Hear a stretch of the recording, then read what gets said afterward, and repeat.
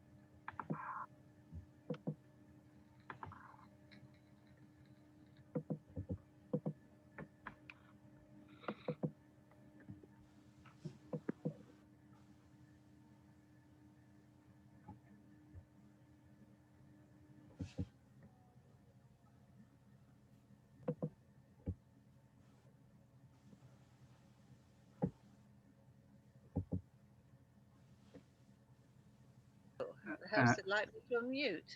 Can you Yes, hear me now? yes, can hear you now, Liz. Yeah. Oh, well, I'll start all over again then, everyone. Okay. Well, welcome, everyone.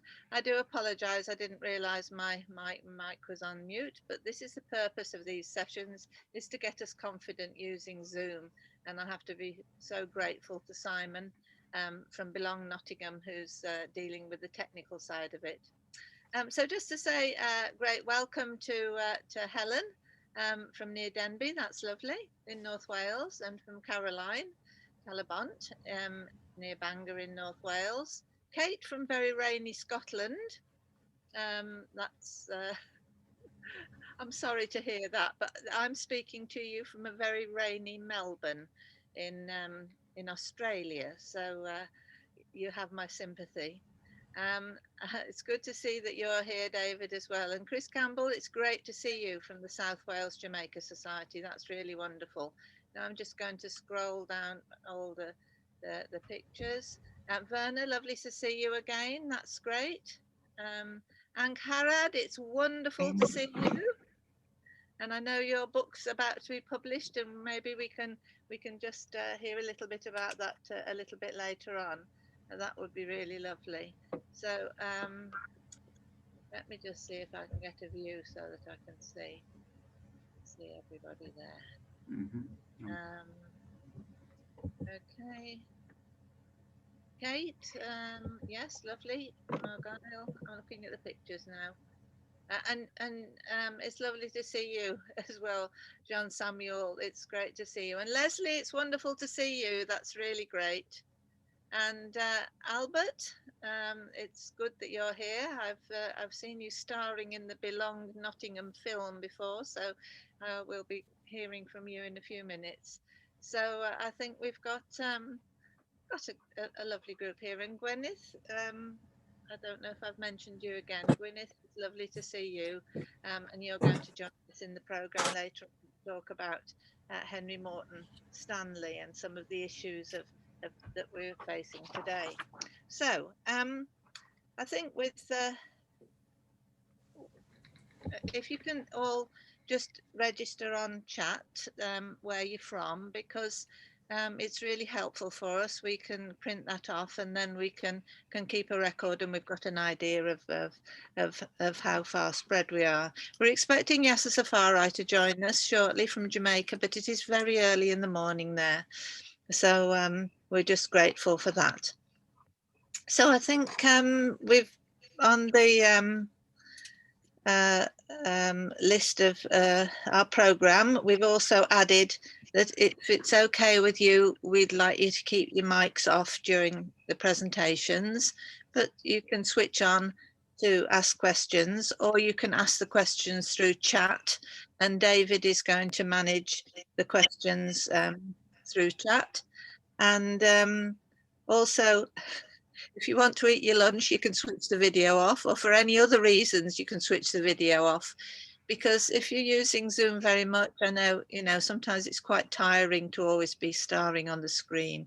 So if you want a little break, then you're welcome to take one.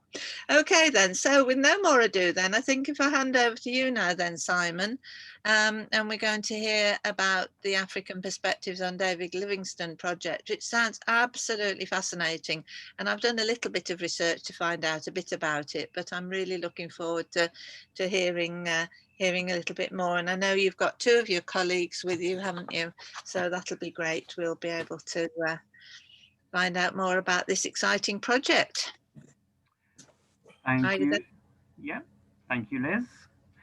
And so can everybody hear me okay? Yeah. Yep, good. So yes, so I'm the project officer for Heritage at Belong Nottingham, which is a refugee founded and run organisation in Nottingham that helps migrants, refugees, and anybody else sort of with various issues in settling in Nottingham, be that employability, English language skills, but also heritage as a way of understanding where it is you've landed. So we look for interesting stories. The African Perspectives on David Livingstone project was our second heritage project, following one on a person called George Africanus, who was a freed enslaved person who settled in Nottingham at the end of the 18th century. And we may well come back to that in one of these sessions. But with this project, we looked at some of the African companions of David Livingstone who went with him on some of his journeys, but then all ended up visiting Nottingham in 1874. So we wanted to tell their stories, and we worked with a group of, in total, about 20 volunteers, but some of them much more active than others. And I'm pleased to say we have two of them on the call with us today. So Werner Prince and Albert Vincent Bambosele, who will talk a little bit more later, but you will also see them in the film I'm about to show. So I'm going to show extracts from the film we did of our project before we talk a little bit about our findings. So without further ado, I'm going to launch the first video, which is the trailer for our 25-minute long film, which you can find on YouTube. We're here in Edinburgh. This is my first time to be here. I'm so excited.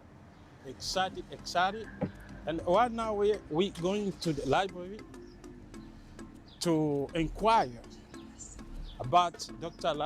David Livingstone, if we can, see his diary or transcriptions. Back in that day, there was a misconception of black people being, property.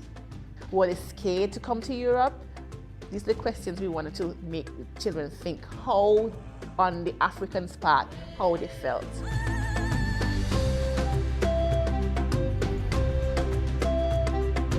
It is important that we remember Chuma, Susie and Jacob Wainwright, because David Livingstone wouldn't have probably gotten to the place where he is without their help.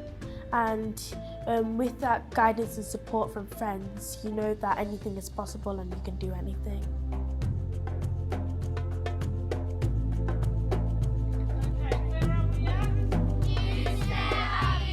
This over here is the mill that no longer exists, but David Livingstone would have worked in as a boy.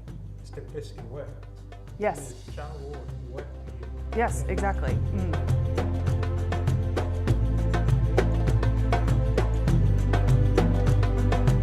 Through the transcriptions, I found out many words of Swahili and Lingala. Loads of white people back then might have had prejudice against black people because they thought of them just being like slaves and working. David didn't believe in slavery and he wanted everybody to have a good life. It's a story that is unheard of back in that time. I'm just here to witness, to give, to tell to the world this an evidence because I'm here, we're here. It's all. Thanks. So that's the end of the first extract. Did anybody have any questions before I launch the next film?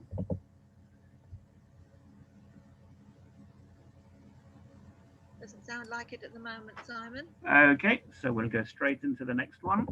And I'll Just a point. Could you raise the volume slightly? Yes, I certainly can. Thank you.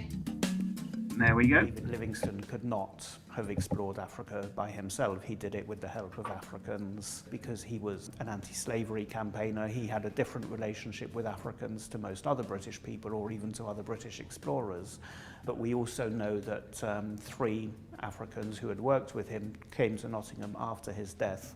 So we wanted to tell those stories, which are really quite unknown. We've been working with volunteers who are also users of Belong Nottingham. So they're mostly people of African origin, but not exclusively. Some of them are people who are studying history and heritage. And we've also worked with a local school in Hyson Green, and the idea is all about working with our community and our user base. When I grew up in the Caribbean, I heard the horrific stories of how Africans were treated, but instead David Livingstone had a different twist to it, that he freed slaves, but he also treated them as equals. So that was really not something you would have heard when I was in secondary school or primary school.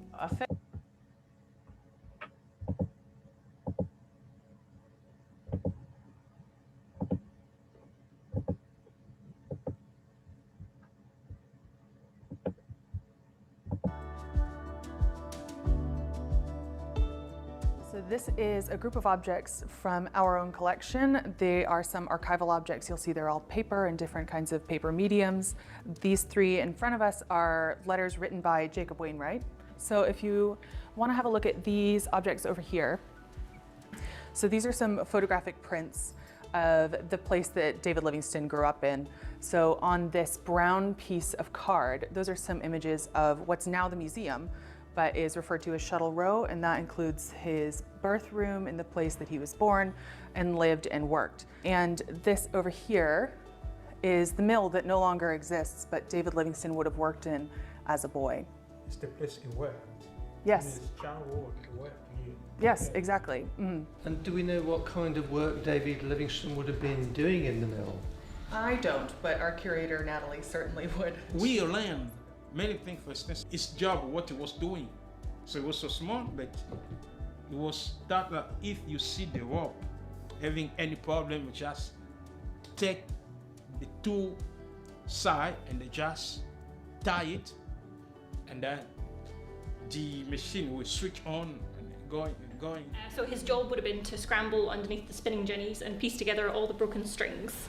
And also the piecers were responsible for cleaning up any fluff or debris and also keeping the machines nicely oiled. Was he going to school for some of that time, do we know?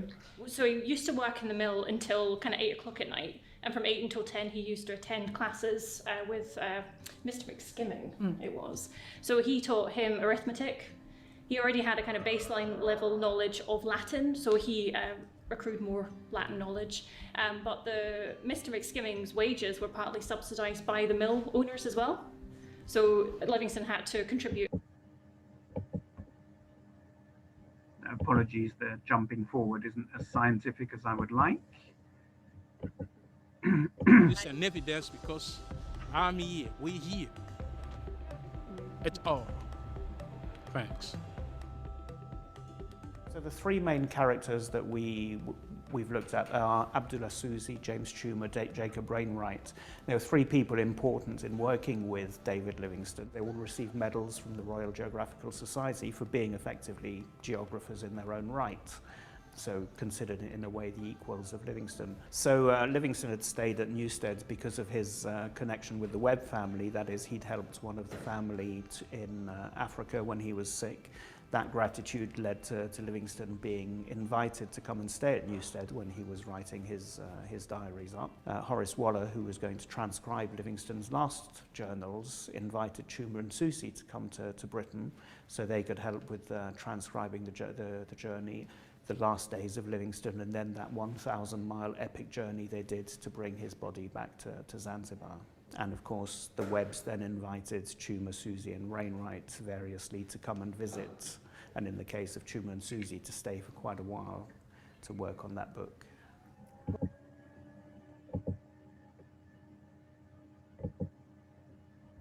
Most difficult about life at Newstead was the cold, and Susie and Tuma said that when they came here as well, and even Dr. David Livingstone did, and he was allowed a fire in his room to keep him warm. So we brought the children to Newstead Abbey. One of the things that we brought them to see is that, okay, to open their eyes. David Livingstone came here to write his book, but also the Africans came here, Susie and Tuma, and they stayed here. And how would Susie and Tuma feel? How did the servants feel? How were they accepted? Back in that day, there was a misconception of black people being, property. Slavery was existent. Were they scared to come to Europe? These are the questions we wanted to make children think. How, on the Africans' part, how they felt coming in here, knowing a different world. It's a totally different lifestyle for them. I think Tuma and Susie would have felt a bit timid because they were like, what are they gonna do to us? What are we gonna have to do? And also they would have felt a bit like weird because they were used to spending times in the jungle in Africa, but now they were gonna spend time in this civilized house. Loads of white people back then might have had prejudice against black people because they thought of them just being like slaves and working, and they had no talent and they couldn't do good for people unless if they were like forced by harm. The white servants would have reacted like, this is the assistance that David Livingstone has brought here, and they would have been confused that why would David Livingstone choose these people? Everybody expected, oh, they're going to be his slaves, they're not going to be anybody to him. But really, they became the greatest friends because David didn't believe in slavery and he wanted everybody to have a good life.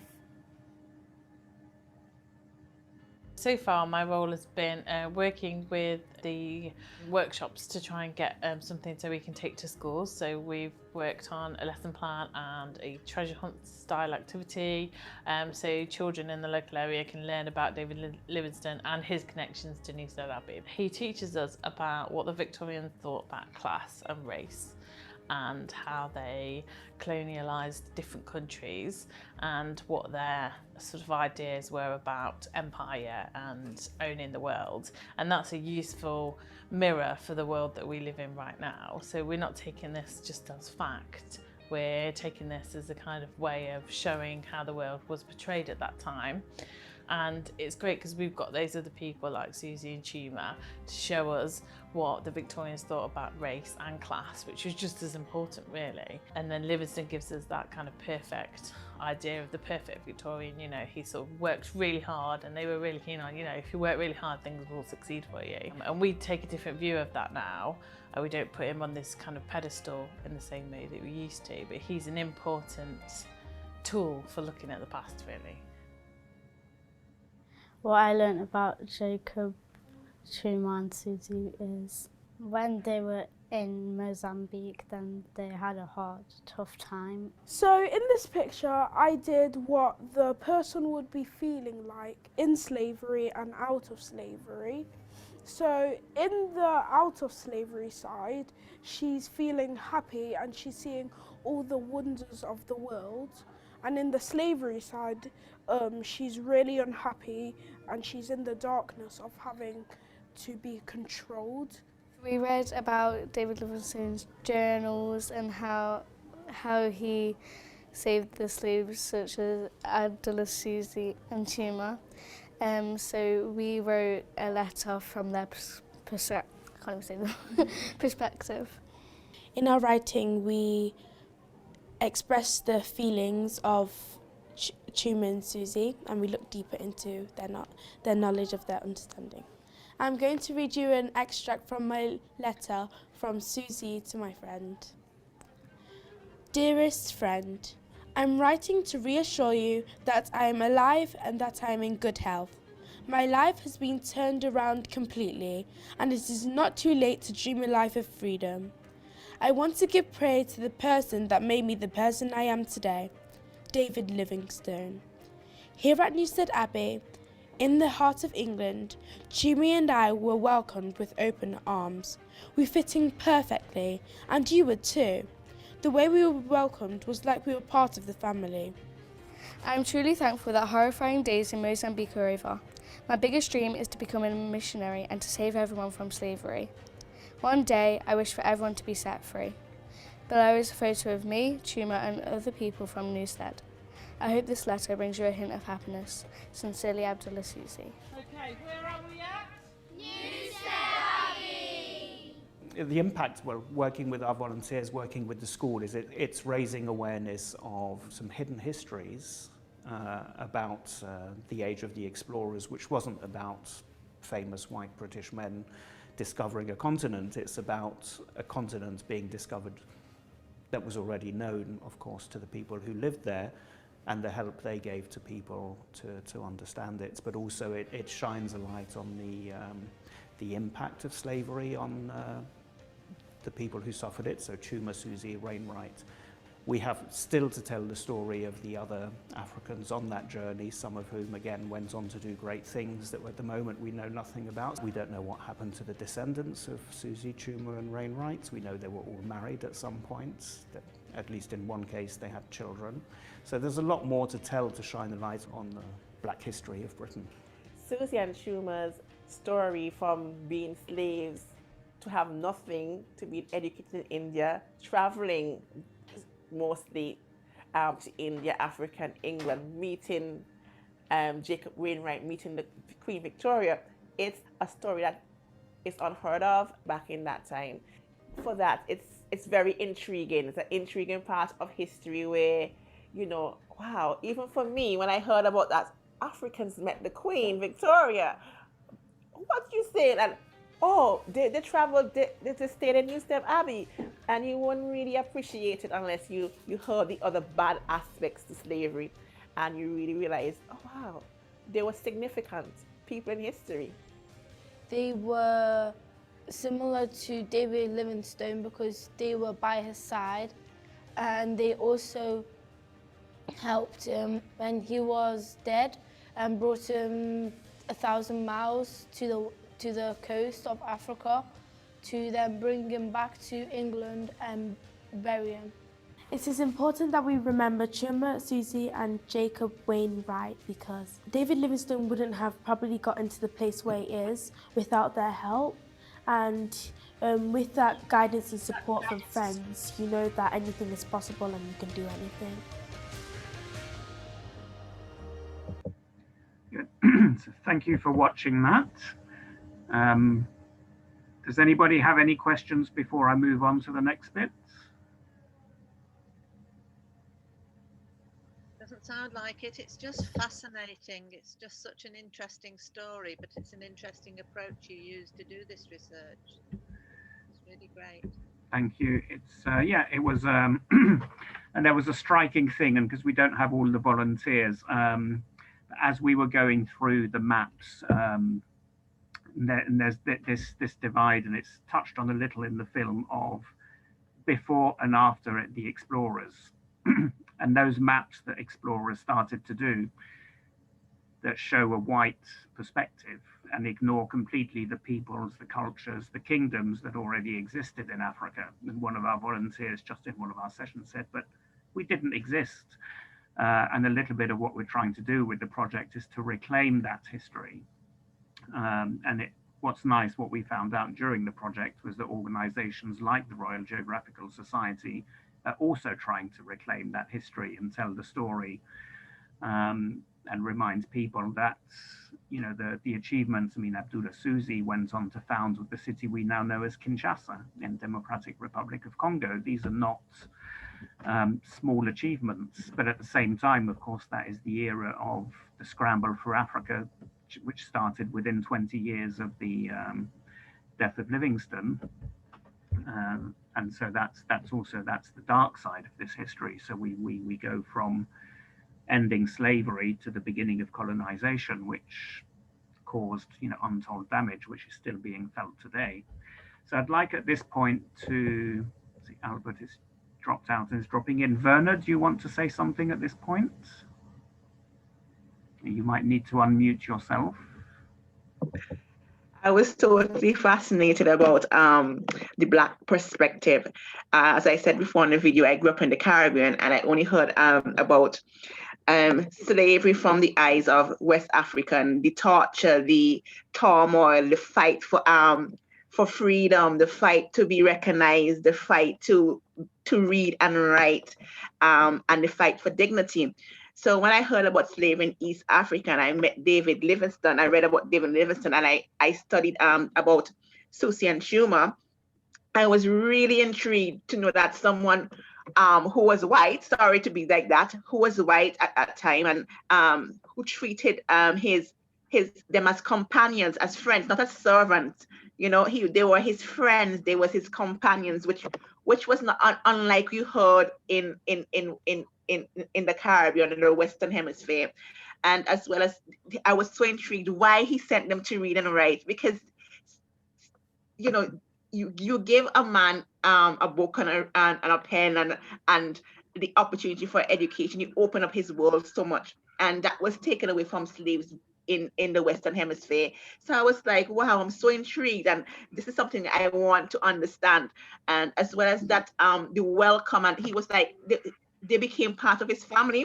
And so that embrace was just curious, because we back in the Caribbean have heard the horrific side of the story, and that was what I was intrigued about. They made a impact in my mind that I will never forget. Just that when I went to Newstead Abbey and saw this huge painting of them in Newstead Abbey, wow, in this stately home, there's a painting of you, Susie and Chuma, there, and I was like, wow, there must be some importance here, and it's something that I wanted to pass on to my son and to other African Caribbean people. Thank you, Werner. Albert, if you're with us now, if you can unmute, maybe you might want to also come in at this point.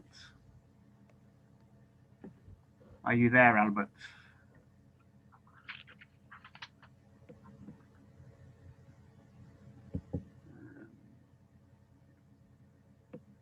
I can't.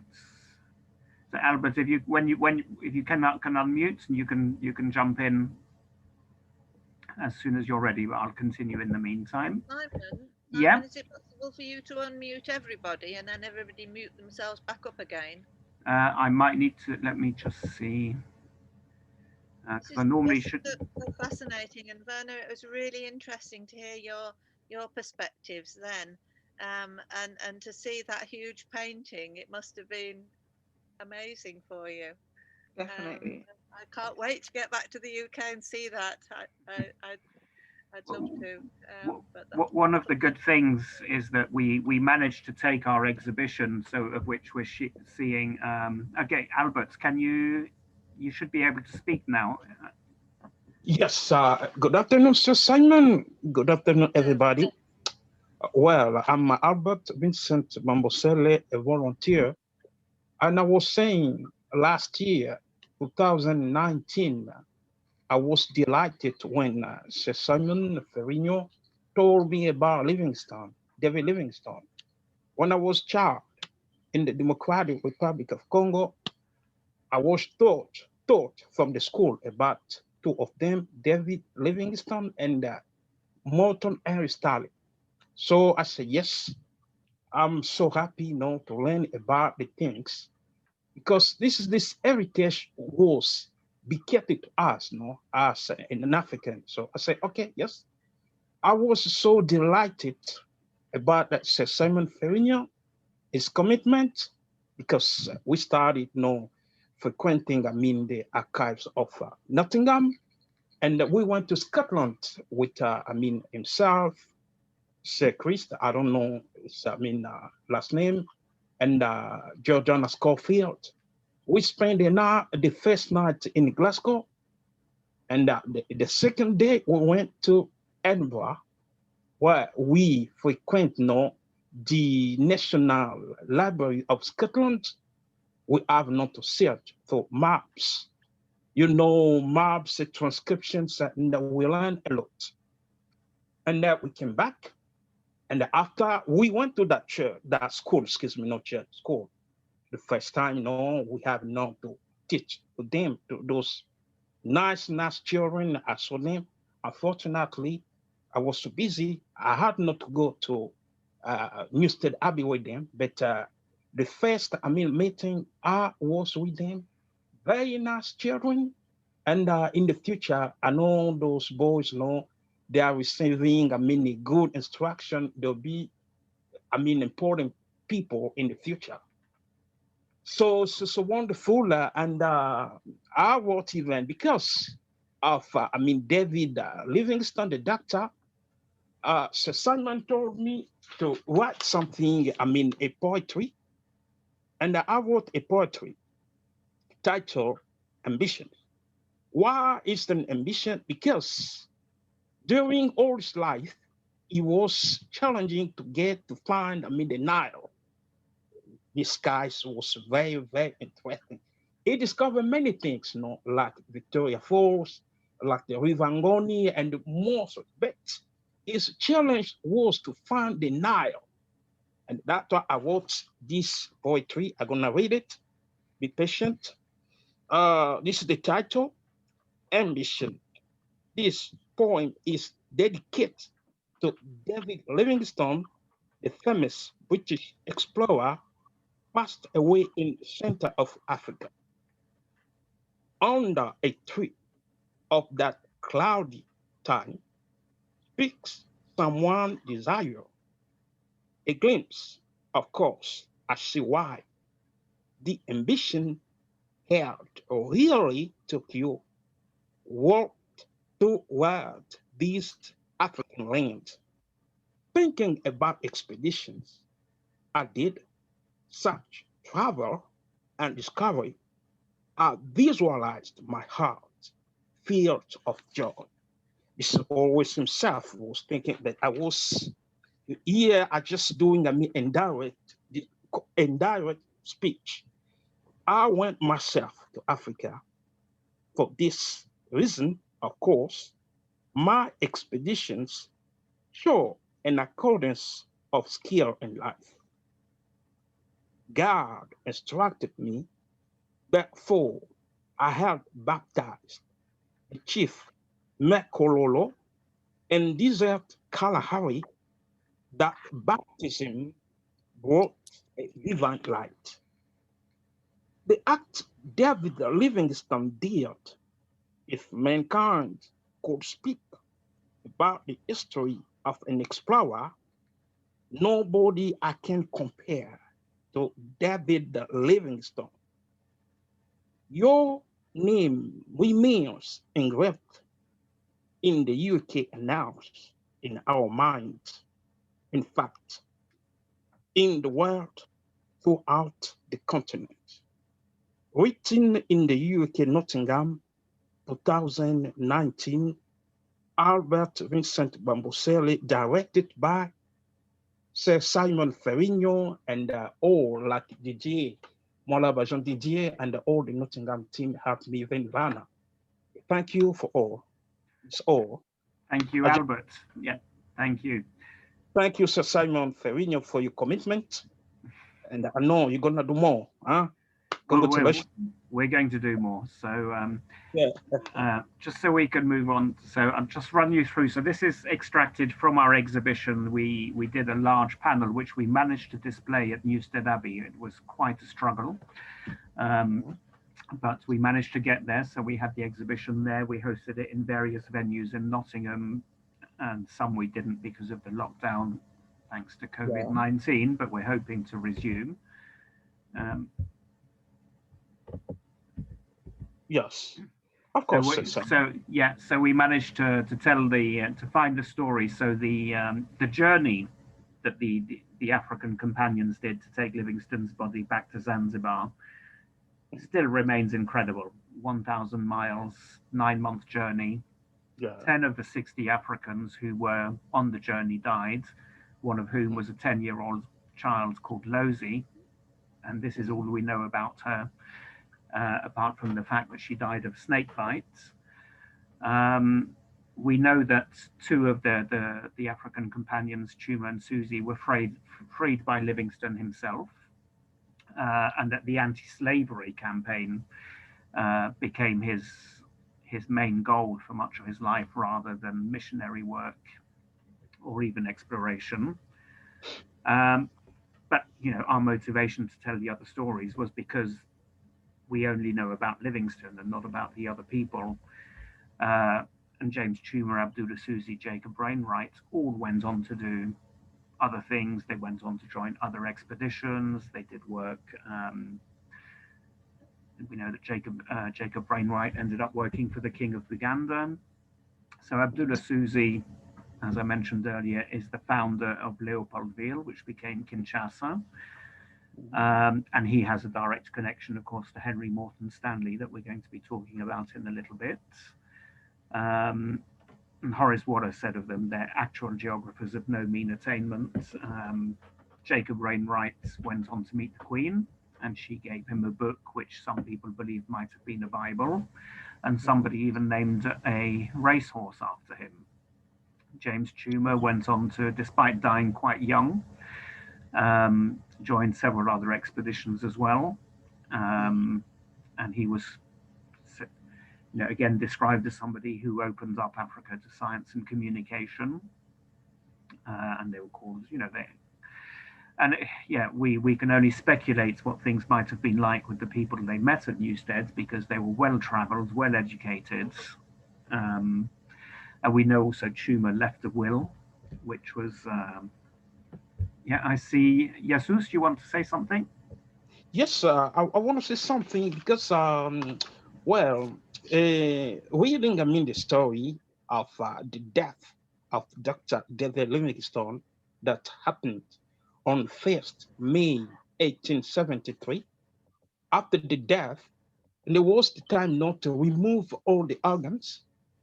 I know somebody, a prominent guy, Fajola, who had not to make the incision to remove all the things.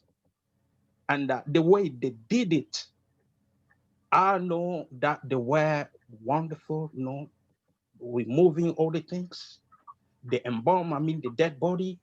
And as you said, they walk around 1,000 miles from Kintambo, which is Zambia, to Zanzibar, where they took, the dead body accompanied by Jacob Wainwright, as to cross ocean, Canal for Suez, Calcutta, till to reach Southampton.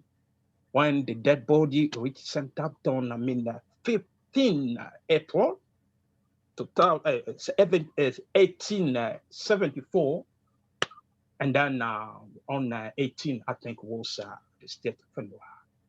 I know those guys know Shuma Susi and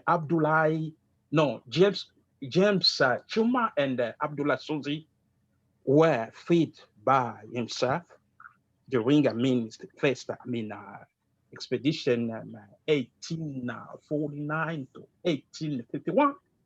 Freed them, and all the time, those faithful boys too remain with him. And even after, the failure, before the failure was his wife who died 1862, was buried in Tete, and he has to come back. He took them to be educated in India, Nasik College, and when they remained there, they taught them how to write accounts. When he came back, he took them and they came again. When Stanley came in 1871, they met in Ojiji, and then appeared another guy, very important, called Jacob Wainwright, who was freed by the British patrols, the Marines. He was there and he stayed with Dr. Livingstone till he died, his death. It's the one who with the Bible was there, and even the London Mission Society, told him, you have to accompany that body. He did it, or the process when he was buried at Westminster Abbey. and the Queen Victoria, the Sovereign Her Majesty, received him, and for all the jobs he did, he was granted reward a medal. Well, he died, he was buried, and then after that, he came here in the UK and came back, he returned back to Africa. He worked with Stanley, so sometimes he went to Uganda. He worked as a door supervisor. I think, no, if it was only gossip that he started not to drink, he became a drunkard. And after he passed away, they didn't reach the age of 15, but they passed away all young. 3 of them, Jacob Wainwright, James Schumer, and Abdullah Suzy. And Abdullah Suzy, too, is the founder of Kinshasa at the time called Ethiopia. So it's wonderful. I've learned things because I was told, excuse me, by you. And as an African, I'm so happy, glad, and especially to Dr. David Livingstone, who left all his life. He spent around 33 years in Africa, if I can remember, and he passed away in Africa. It's wonderful. Yeah. It's wonderful. Thank you, Albert. Jesus, did you want to come in now? I know you had your hand raised. No, I think no, I've finished. Yeah, no, it was Jesus Safari had his hand raised. Yes, I said Okay. I'm still. If you got some question, you can question me. But with me, I think no, I finished. Okay, thank you, Albert. Yeah. So Jacob Wainwright, we're hoping to be able to do a project on in future. Most of his diary in English did not survive, but a version of it survived in German, which was then later translated into French. And we've managed to find a copy of it. So we're hoping to do a translation and commentary on Jacob Wainwright's diary, which he kept throughout the journey to Zanzibar, and also covers some of his time in England, which should make for a very interesting commentary. And he had a clash when he visited Newstead Abbey with the daughter of the owners, because he expected to be treated as an equal and to eat with the family and not downstairs. At that time, he was training to be a missionary. So I think he is a very interesting case study of race and class in the Victorian era, so that's a story we hope to change in future, but sorry, going on too far. So we're finished with the presentation for now. Could I come in here? Yes, absolutely. Hello, I found that fascinating, and presumably you will have read Tim Dreel's biography of Livingstone, and in fact, I let Tim Dreel know that I was taking part in this lovely meeting today, and he said, I'll just quote from his email to me. Livingstone's men performed a brave and outstanding feat in carrying his dead body to the coast. Carrying a corpse across Africa was a dangerous thing to do, since accusations of witchcraft might have followed up by mass execution. So I think we have to realize just what a brave thing this was to do, to carry Livingstone's body. Absolutely, and they in fact had to face down British authority on the journey. So people from a relief expedition tried to make them stop, and they just absolutely refused and continued on their journey. Mm-hmm. Yeah. Good. Anybody else with a question? Simon, could I ask you a question? It's David Alston speaking from the north of Scotland. Yeah. I've been really moved by the presentation today, because it's a lot that I didn't know about David Livingstone, and he's somebody that having been brought up in Scotland and brought up, my father was a Church of Scotland minister. He was always somebody I knew, but I've learned so much today about Livingstone. That incredible journey with his body. What do you think the motivation for that was? Why was it so important for his companions to make sure that his body could come back to Britain? I don't know if Werner or Albert want to try and answer that one. I think it's the way he respected them and treated them as equal. I'm sure that they realized that they were treated differently than other Africans in that era. So that is loyalty, equals respect, and loyalty comes hand in hand. So I think because of that, they were so loyal, and they were loyal enough to say, okay, I know that he was serving us in Africa, but he belongs. His body must be go to his family in the UK, and that is because out of that, I think, because of how he treated them. Basically, I mean, if he didn't treat them well, I'm being honest. If he did not treat them with respect, I don't think they would have gone so far. No one would have gone. I wouldn't have gone so far to do that for him. But I think that is one of the pivotal things I take that, because he treated them equal.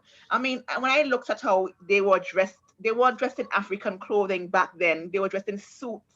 And, they were part of this British, when they came to the UK, they were dressed in suits and ties, and they looked British. And I was like, wow, these people looking so suave. And when I look at pictures in that era in the Caribbean, I don't see any slaves dressing in suits and ties and, sitting down with aristocrats, so to speak.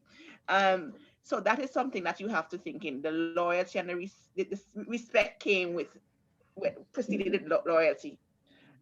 That was that's faithfulness and things like that. I think that's what might put. I don't know if Albert has anything to add. Yeah, I don't know. We've got a question coming from Chris Campbell. If you can unmute. Good afternoon, good morning, everyone. Hello. It was a very, very interesting presentation. My question is just coming the same as David's at a different level, is that they might have been well dressed, which cost money. To get him back to England, which cost money. The route itself they took, which was calculated, then I would presume that must have been David Livingstone's wish to have got there, and there must have been some planning towards it.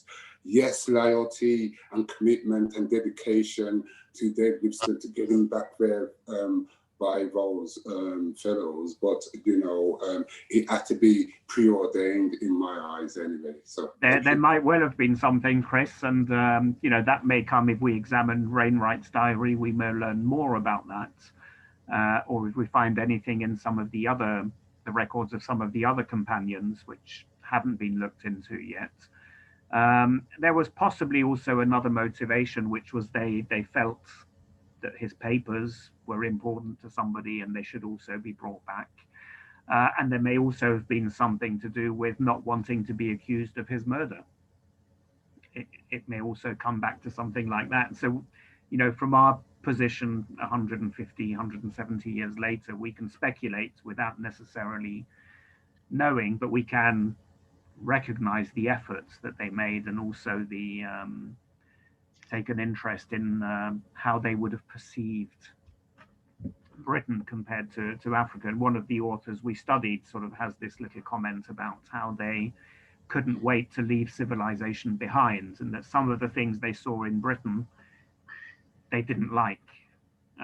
So not just the racism they encountered, but perhaps also the workhouses and the poverty and so on. So I see we have a raised hand from Gwyneth. Well, yes, I didn't take it down from last time, unfortunately. Okay. But David Gwyneth, can I just butt in? Would it be okay if we leave questions until the end? I know it sounds like we're about to get into a good discussion, but we just need to respect the people we've invited to do some presentations, so we're not fitting with the time. That's all right. Thanks ever so much, Gwyneth. That's really kind. Okay. Absolutely. So, I'd just like to say thank you, Werner, Albert, amazing, and Simon. Thank you so much for pulling all this together. I'd like to say a lot more about it, but I'm not going to, because now after last week's successful presentation by Jean Samuel, I'm delighted that he's agreed to be our artist in residence, as in artist, for Black History Month. So we've asked Jean Samuel today to talk through, I think it's 3 paintings of yours, so that we get a bit more insight into the wonderful work that you're doing now you're based in Bangor in North Wales. Thank you so much. So over to you. Hello. Hi. Is everyone getting me? Yes. Yes. Perfect. Oh, okay. Thank you very much. Liz, thank you for giving me the opportunity again to say something about my paintings. I did enjoy the former speaker very well, and I'm happy to hear the stories of Livingstone. I think all of us are getting out of this very enriched, which is very important. So, coming back to my own fief or my own terrain, I'm happy to continue to introduce my culture or share my culture with everyone. And this first painting that you are seeing represents a typical Nsot man. Nsot is the culture where I come from in Cameroon, in the northwest region of Cameroon, part of the British Cameroons. And you can see this guy carrying something in his shoulder. This is supposed to be a kind of drink called palm wine. Palm wine is what we drink in occasions and celebrations. And this is how the men normally dress during such occasions. Even up till now, during some traditional occasions, this is how they drink. And somehow on the left, you can see a woman with a baby and carrying something in her head. I just visualize what I normally see around, and then I put it in this painting to share my culture with everyone around here. All right, this is all for this painting. Well, it's hard to think about Africa without thinking about the wildlife or about the animals, you know. So, but when I'm doing my paintings, I try as much as possible not to be very realistic, to put some kind of artistic touch. This one is a kind of impressionistic paintings of African wildlife, where you see the lion and the lioness, the leopard on top, the elephant. I mean, all of them are combined, showing the interwovenness of nature. They interdepend on each other. I mean, one depends on the other, maybe for energy, for survival, and so on and so forth. So it's still a way to tell people about the African backyard. Thank you. All right. This one is a very important painting to me. It is the core of my paintings. This originally, this woman is sculpted, and she's called Ngonso. Ngonso is a woman that started my dynasty, that started the village where I came from. Actually, we owe our village or community to her. She was the leader of my community. She made for her. It's somewhere in Germany, because during the Cameroon was first of all colonized by Germany, and when they came to my community, they looted this statue. Someone found it in Germany some years ago, and we have been trying to take it back home, but it's not yet possible. So I decided to do a painting of it to share with my people and to remind ourselves that part of our soul is somewhere in Germany, and hopefully someday we shall bring back Yangonso to Kumbu, where she's supposed to be, in Bui Division. Thank you. Well, so Simon, can I add something very important? Yeah, can you wait please. just a minute, Albert, until the question section? Yeah, thank you. Yeah. Okay, continue here, Jean-Samuel. All right. Now, as we all know, we are celebrating the Black History Month, or Black History Wales, as we prefer to call it now. It's so difficult not to identify ourselves with the capital sin of capitalism, which was slavery and slave trade. So, in my own mind, this is supposed to be like another part of the transatlantic slave trade, where people came. Maybe this can be a country. It could be Cameroon, it could be Gambia, it could be Nigeria, it could be Sierra Leone. These are slaves all chained, and they're taking them somewhere across the Atlantic for some strange reason. So it's just a way to remember the past, not in a bad way, not to create any hatred or anything, but to try as much as we can that these things should never happen again. Part of knowing the past is to make sure that human beings do not repeat mistakes. Because if we do not know, we can get back to that cycle and start regretting it again. All right, thank you.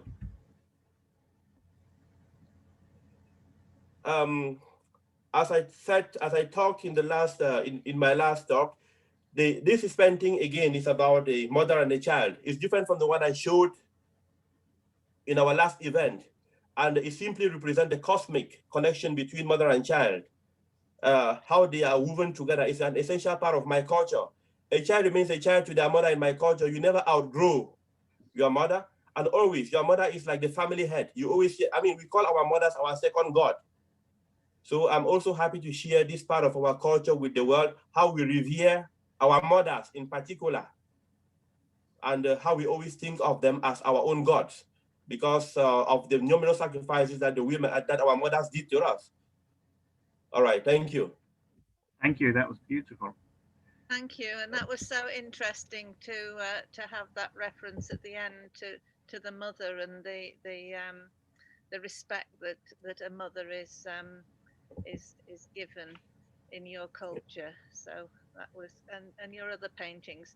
Now, if you want to see any more of Fickleton Jean-Michel's paintings, then you can go onto the Race Council Cymru Black History website. In the artists, Jean Samuel is featured. So thank you so much, and we look forward to next week. That's really great. Thank you. A couple more welcomes. Welcome, Morgan. It's great that you're here again. Morgan was our presenter last week talking about the language and culture of St. Lucia, which was just so interesting. And welcome to you, Yasa Safari. It's great that you're able to be with us again, and you're going to be doing the wrap-up session. But before that, I'm really delighted, and thank you again, Middleton Jean-Michel. That was really, really wonderful. And there are opportunities, just to say, around this. After our last conversation last week, there was all sorts of networking going on, all sorts of phone calls, emails. People were finding more information and sharing. So that's always possible. So now Gwyneth has kindly agreed to be with us, Gwyneth Kensler. Gwyneth's been a county councillor, I think, for a long time, haven't you? And you've always had a real interest in the story of Henry Morton Stanley.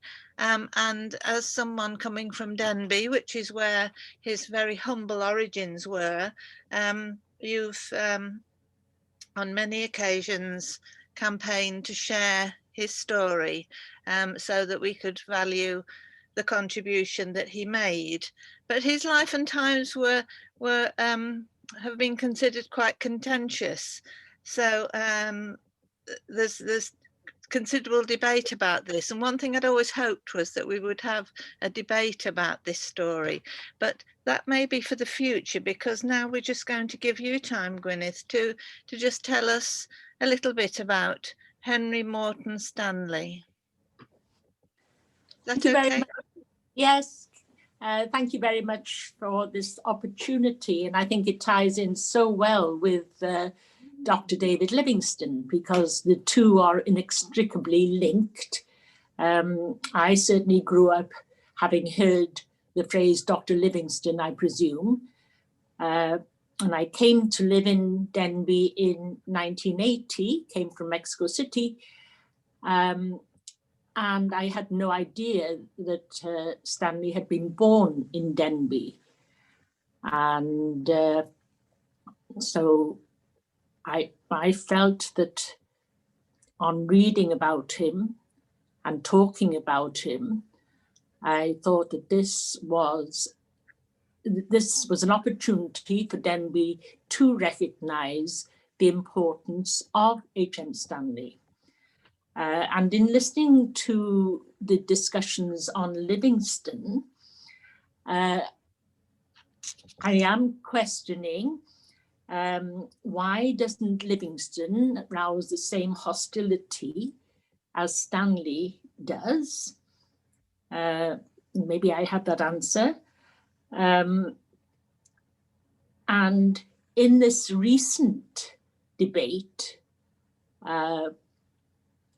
following, of course, the George Floyd death and Black Lives Matter, and then the rush to get rid of statues such as Stanley's, I don't think that there's been the same campaigning about Livingstone. Is that true? That is true, as far as I'm aware. Right. Yeah. And I think, yeah. And what I think, and I certainly do recommend Tim Jeal's book on Livingstone, and then he has since written, it's now about 15 years ago, perhaps, I can't remember now, a biography of Stanley, which is absolutely fascinating. And I think I can say that he felt more sympathetic towards Stanley than he did towards Livingstone. And Stanley has been maligned. Perhaps one of the reasons is that he was fighting for his own survival, having been abandoned and placed in a workhouse, and that in the Victorian period. That would have been a very brutal experience, and there was no welfare state. So once he left the workhouse, he had to make his own way in life. And he became a journalist. He wrote for New York Herald, and he was writing for an American audience. And the editor said, give them blood and sensationalism, that's what sells newspapers. And so when it came to writing, when he was in Africa, he had that same impression that he must make it as gory and as sensational as possible. That's possibly one of the reasons why he is quite maligned, in my opinion. And then things like the jealousies of the explorers, especially those that were sponsored by the Royal Geographical Society. And of course, we've spoken about class and the establishment. Here was Stanley, illegitimate, Welsh. Those two certainly went against him. Perhaps being Welsh still does today, I don't know. But he went to Africa, and he glorified, or he sensationalized in the beginning what he had done.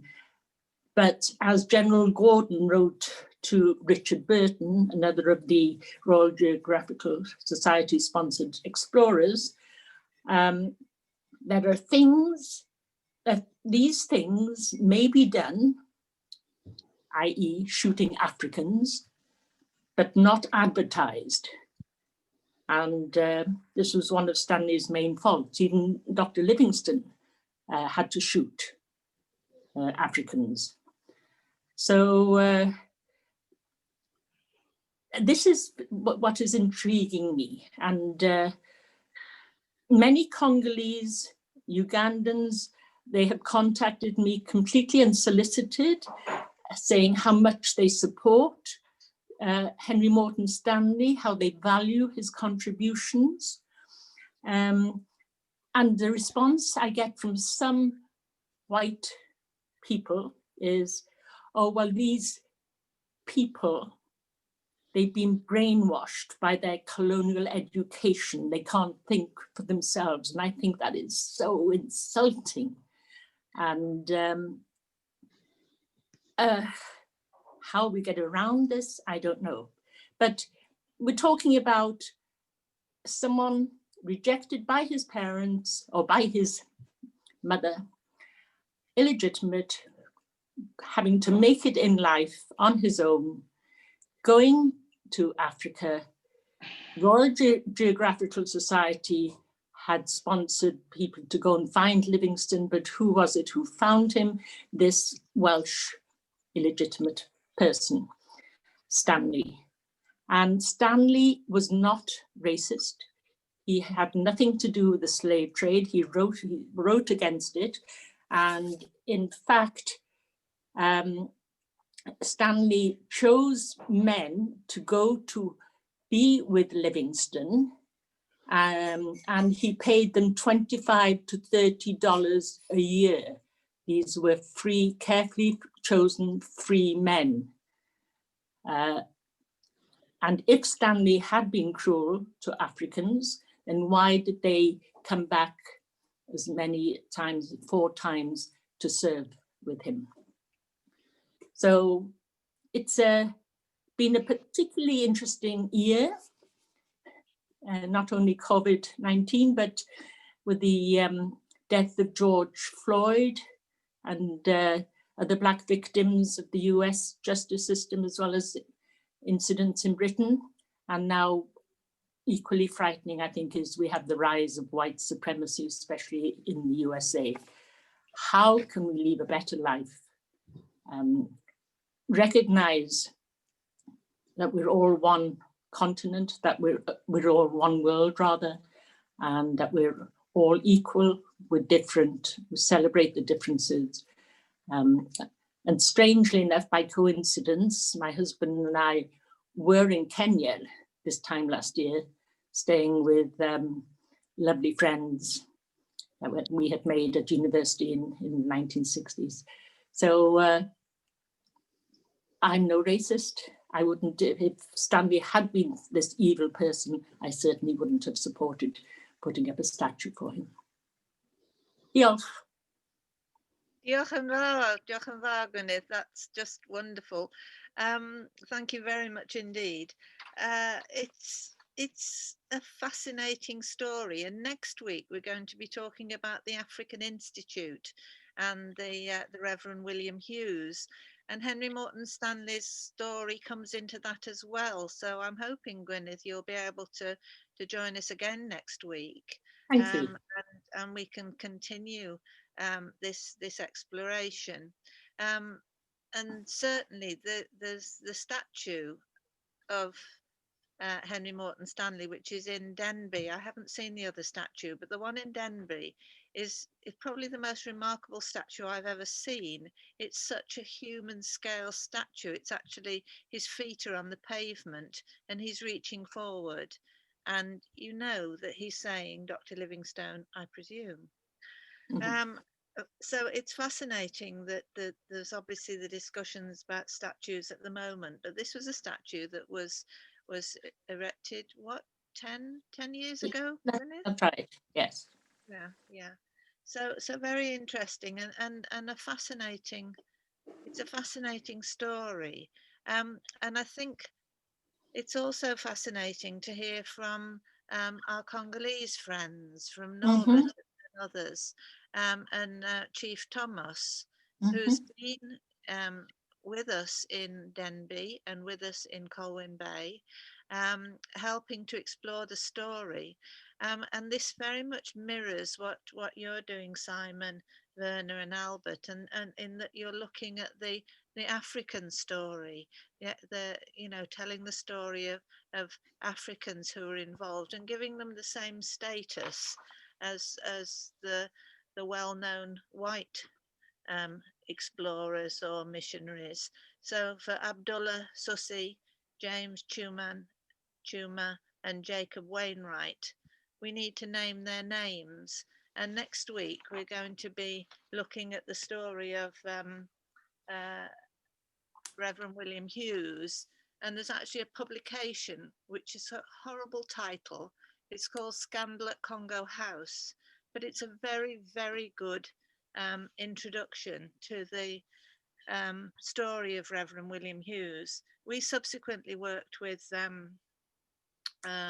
his descendants, his great-granddaughter and great-grandniece, and maybe they'll join us next week as well, because they wanted to tell their Reverend William Hughes' story from their point of view. So we were able to help them to produce a film, and we're going to show that next week. It's only short, but it's a lovely introduction.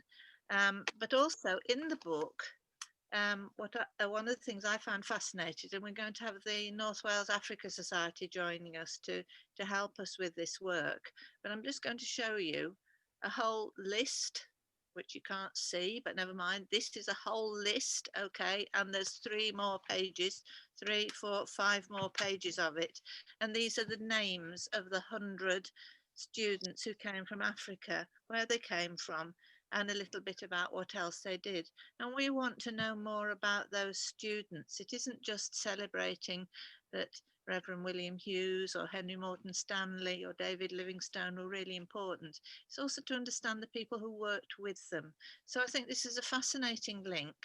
And I'm learning so much from these sessions and from working with you, Simon, and your team, because we're getting the idea of how to work with community research volunteers. And that's a very interesting approach to getting this information out. So Gwyneth, thank you so much for sharing, and please join us again next week, and we'll carry on with that. That's great. Just before I hand over to Yasser Safari, I'm just going to say that next week we will be talking about creating opportunities for Africans in Wales. So that's that story. The week after, we're going to be looking at the Highlands and slavery with David Elston, who's here. And we're also going to be looking at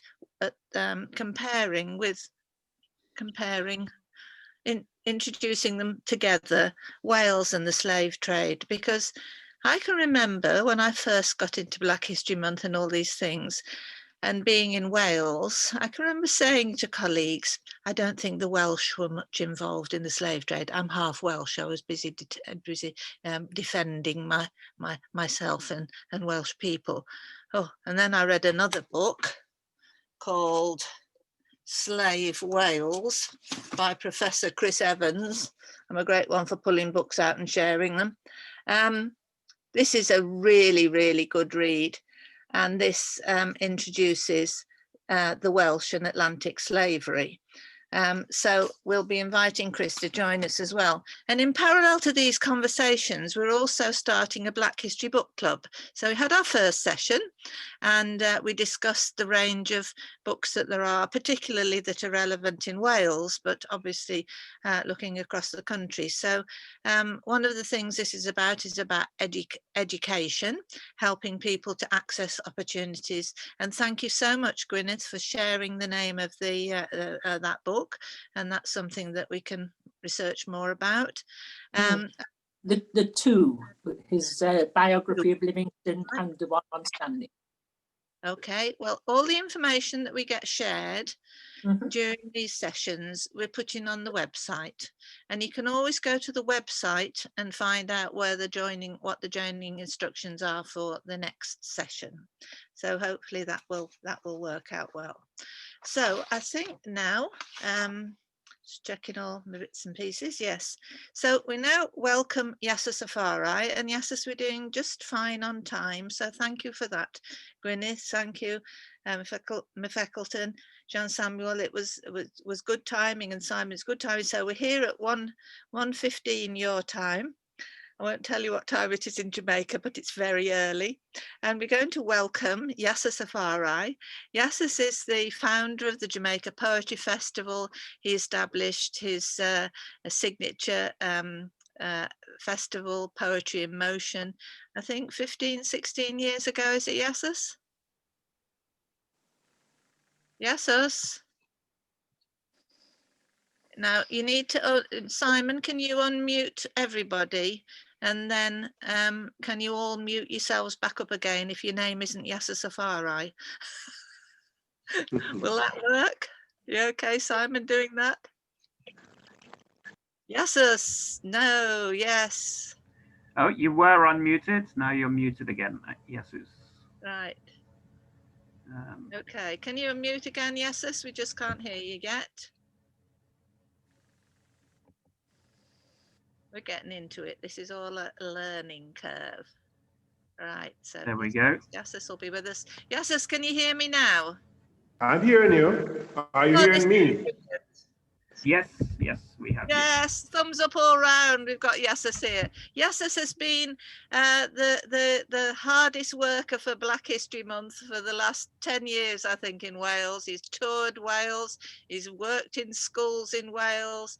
He's done performances in places like Dolgellau and Blaenau Festiniog, in Cardiff, in Bute Town Community Centre. So we've got a great deal to be grateful to for Yasser and his endeavours. Yasser's discovered Wales. Let's be clear about that. Yasser's discovered Wales, and he thinks Wales has got a lot of potential.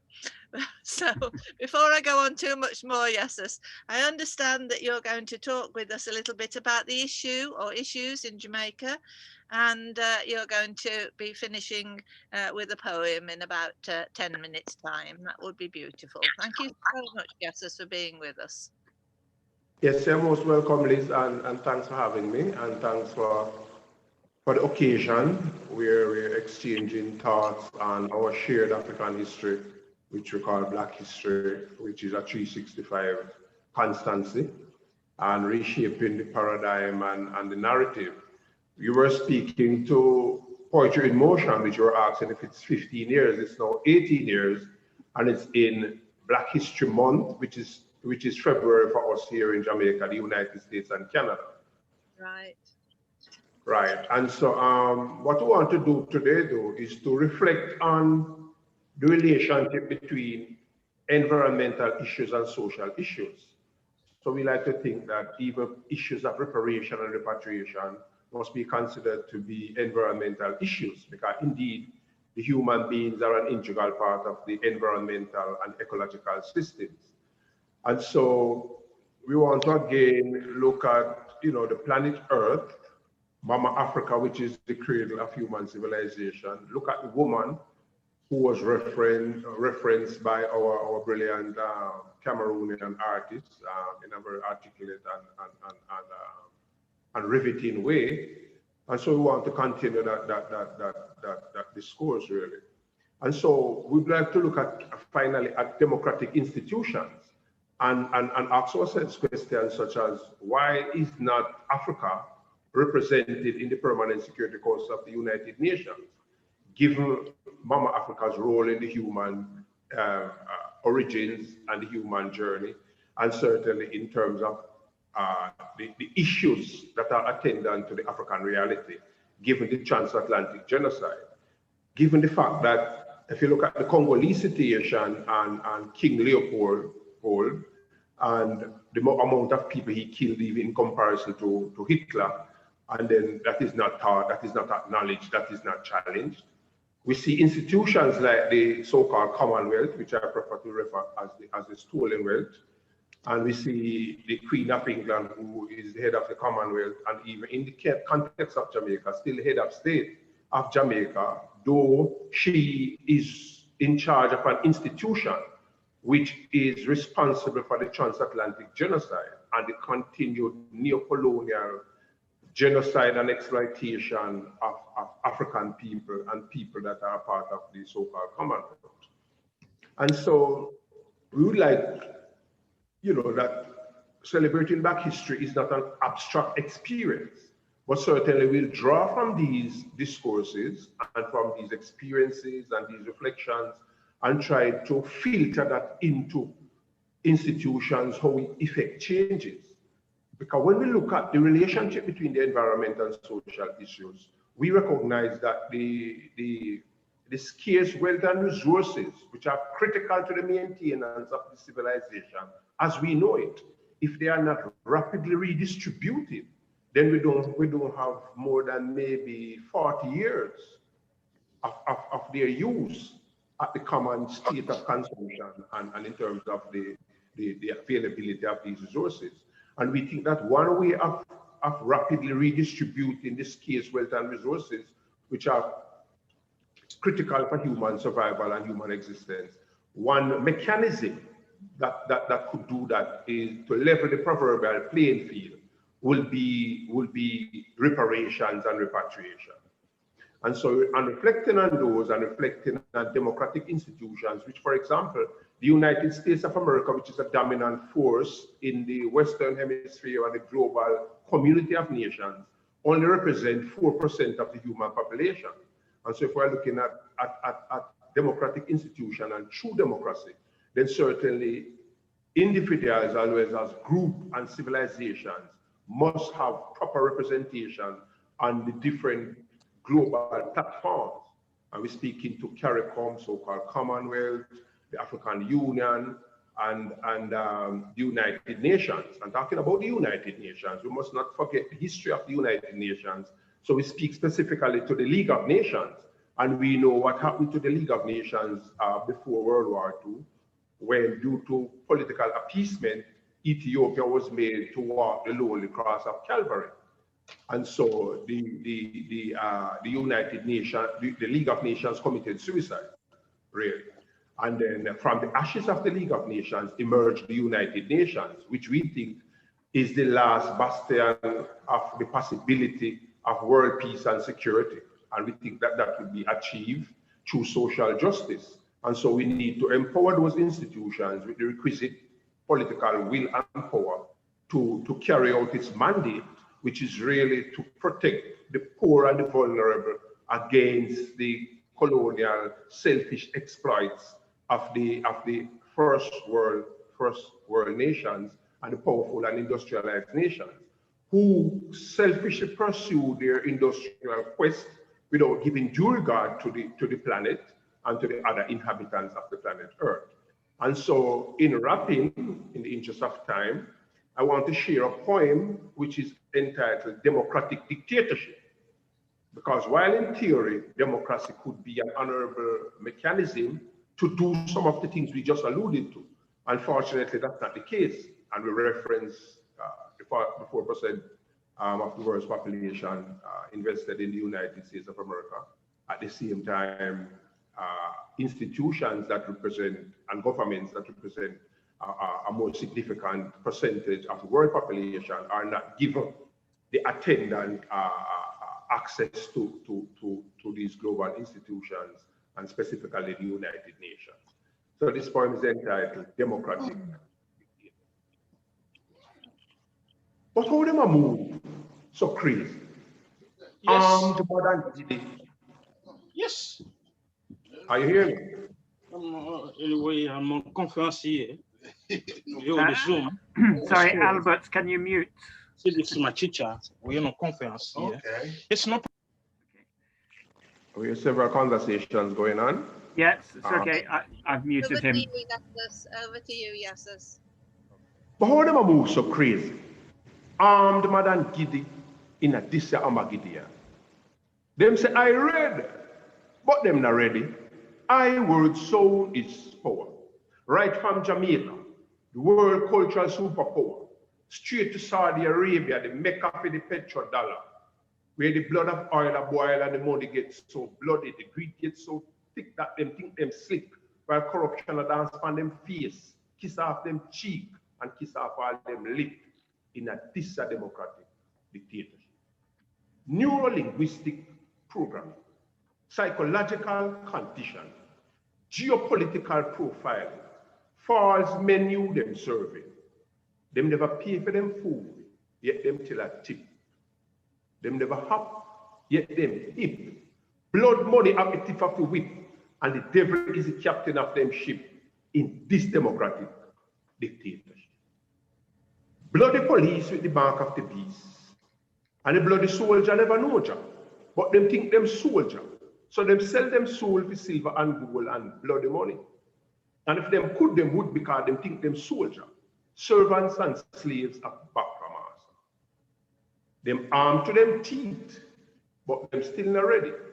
And as the pendulum tick-tock goes the clock, and up to the lip, the cup slip, and the poor blood still a drip in this democratic dictatorship.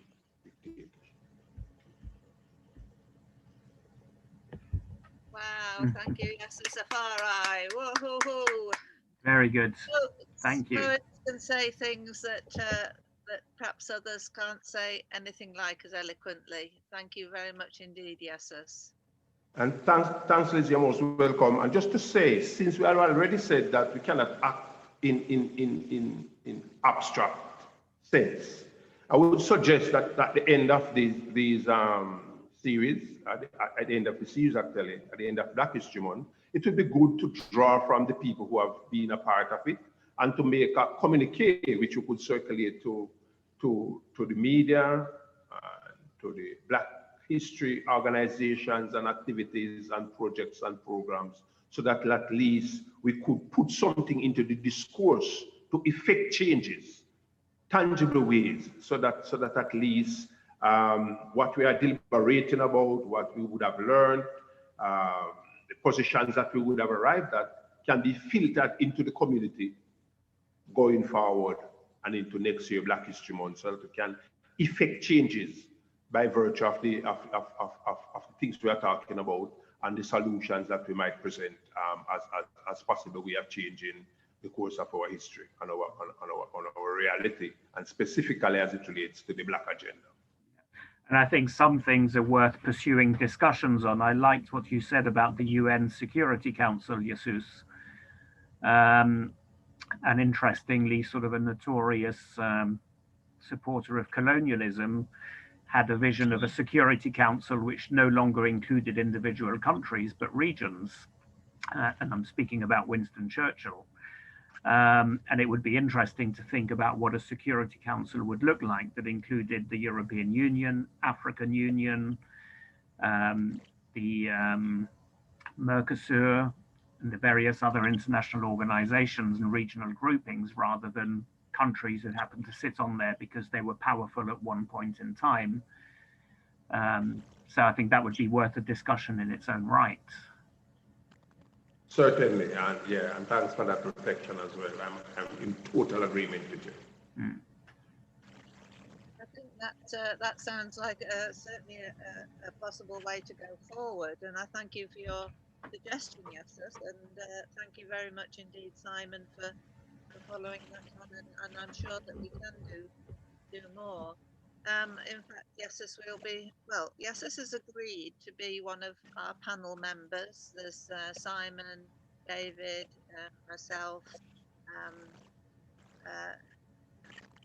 John Samuel is joining us, and also Yasser, who are pulling together all these sessions from the numerous contacts we all have between us, so that we can share and understand better. So, you know, we can, and we do intend to keep these conversations going every Friday at a time throughout the year, because in Wales, Black History Cymru 365, Chris Campbell will endorse that.